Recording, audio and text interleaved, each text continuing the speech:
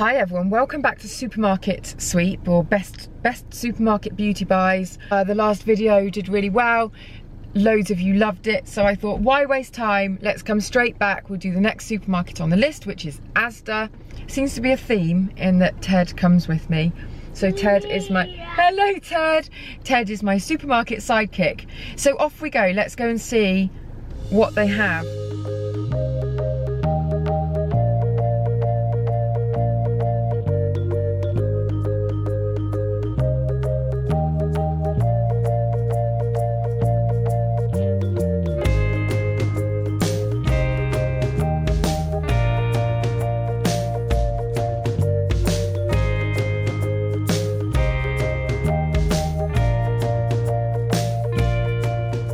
We're back in the room. It's blowing an absolute gale outside. I say we're back in the room like I've just got back from ASDA and now I'm going to go through my bag of tricks.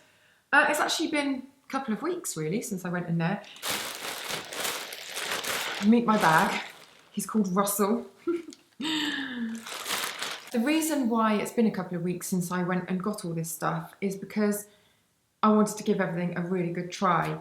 So there were some things that I had tried before in the past, but I wanted to refresh my memory about them.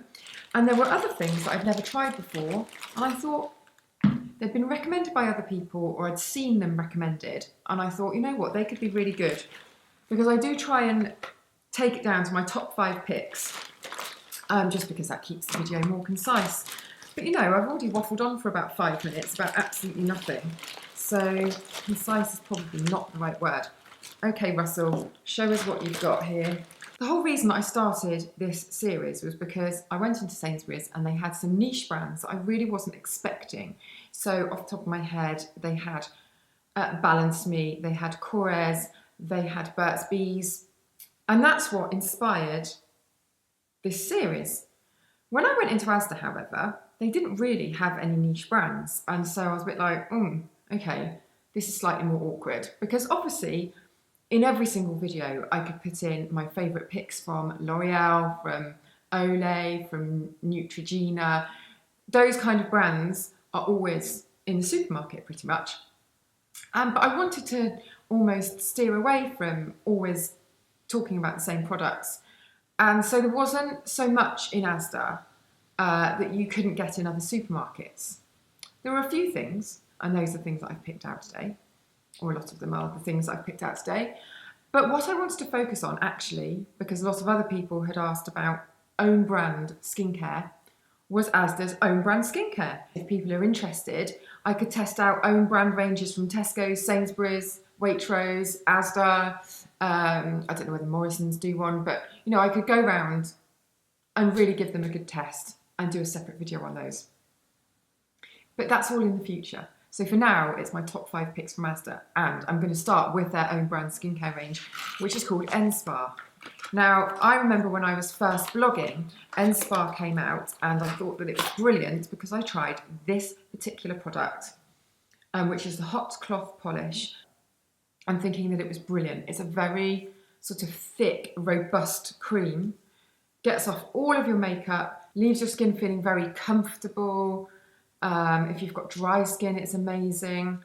It's really lovely. It feels very nourishing, very comfortable, and I think it's a really good buy. I think that this was £5. Now, I can't tell for sure because they don't itemise their receipts for some reason in Asda. It just says skincare, skincare, skincare, skincare, bath, skincare, hair care, bath, skincare. I bought loads of stuff because I wanted to give loads of stuff a really good try. So I really like that cleanser. And there are other products from the N-Spa skincare range that I really like. I think the oil is fine, very nice if you're looking for an affordable face oil. Maybe moving into the colder weather, you want to add a couple of drops to your foundation or your moisturiser, or apply it before your moisturiser. It's fine, it's inexpensive, and it does what it says on the bottle. The thing with these own brand supermarket ranges is, I think, just picking the right product. So a good cleanser and a good basic moisturiser you're probably going to get, because those things don't actually really cost that much to make. At least with a cleanser, you know, most of the stuff's being washed down the drain anyway, so you just need it to get your makeup off well without stripping your skin. and leaving it sort of compromised and dry. And with a moisturiser, if that's all you're after, just a good moisturiser to keep your skin moisturised, again, lots of those ingredients aren't that expensive and you should be able to get something fairly decent. I think if you're going above that and you want cutting edge peptides and the most amazingly formulated vitamin C and retinol stuff, then you're probably not going to find that in a supermarket range. So it's just what you pick from them, really. And I think this cleanser and that would be my top pick from the End Spa. And also I really like the facial oil as well. So, you know, I think just don't have massively high expectations of what something's going to do. And for your everyday essentials, it can be a really good way of saving money.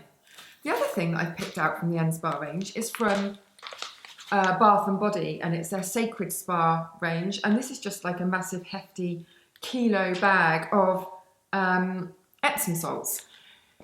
Now, you can get probably Epsom salts even cheaper than buying it from ASDA, I imagine. And then you can add in a couple of drops of essential oil to your bath and you pretty much have the same thing that you would buy from a luxury brand that's selling you a pot like that with bath salts that smell really nice and you're like, oh, these are amazing. It's usually just a mixture of Epsom salts and some nicely blended essential oils. And you know, the key words there are nicely blended, and you are sort of, I suppose, paying for that blend as well. But really, if you've ever had a bath with loads and loads of Epsom salts in, it completely knocks you out. And the essential oils are an added bonus. Both of these products, absolutely cruelty-free, and the bath salts are vegan as well, just as an FYI. Now, what else do I have for you? Let's have a little look. Makeup. This is a brilliant little brush, this one. This is from Real Techniques, and it is their base brush, and I think it's called Flawless. No, this is the Expert face brush, but it's the mini. So it's got a really short handle, and I actually really like short handled brushes because I feel like I get really great control. This one's just a great foundation brush. It's just, I mean, if you don't like the flat topped ones so much, it's got rounded bristles at the top and synthetic bristles, so cruelty free again. And it just does a really, really flawless job of buffing in your foundation.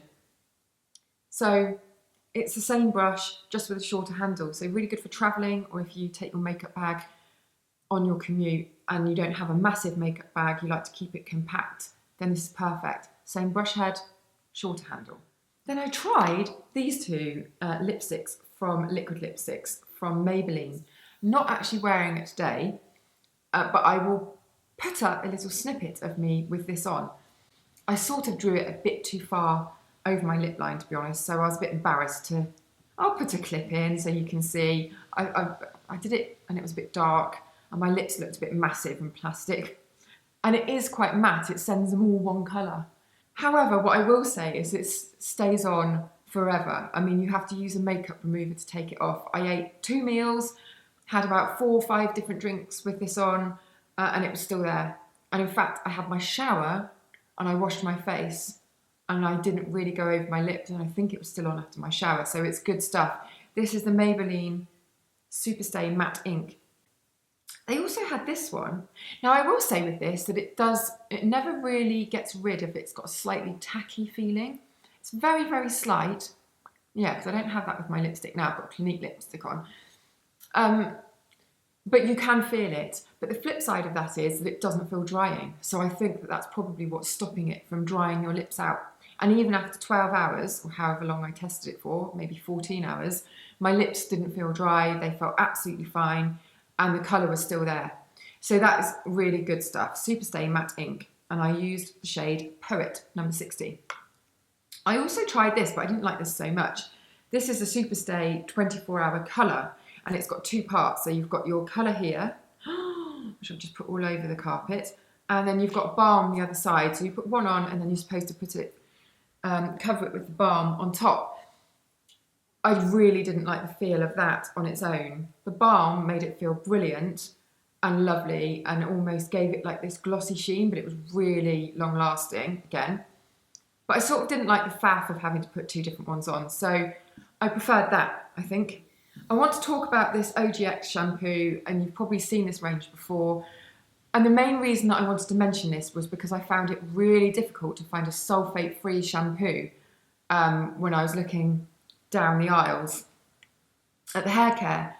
And lots of people now don't want sulfates in their hair care because it doesn't agree with their scalp maybe, or they find it too stripping on their hair. And so that's what I was looking out for, because I wanted to get some hair care into it. And the only brand that I could find, I mean, maybe I didn't look closely enough at all the labels, so I don't want to diss anyone else, but OGX didn't have sulfates in any of their shampoos.